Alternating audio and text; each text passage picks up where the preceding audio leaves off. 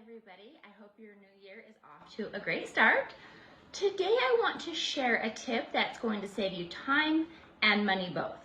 So that is buying a whole chicken rather than buying chicken breasts or the chicken tenders that they've cut up.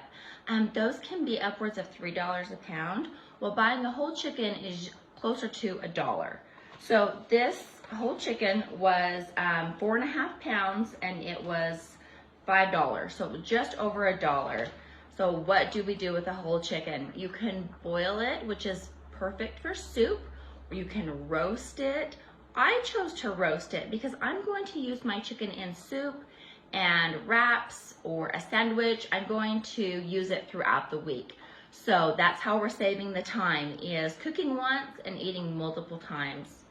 So I pulled my chicken out of the oven and I've let it cool.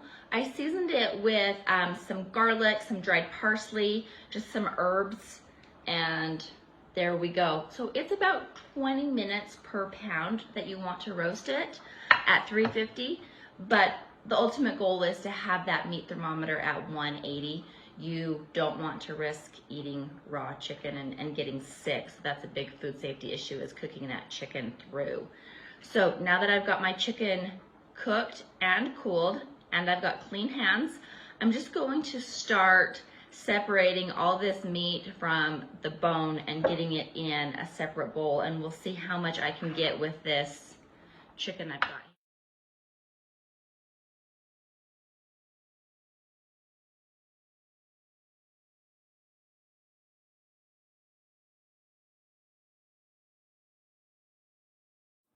So that took me just a second to get all of that meat off of the carcass. I've left the bone, the skin.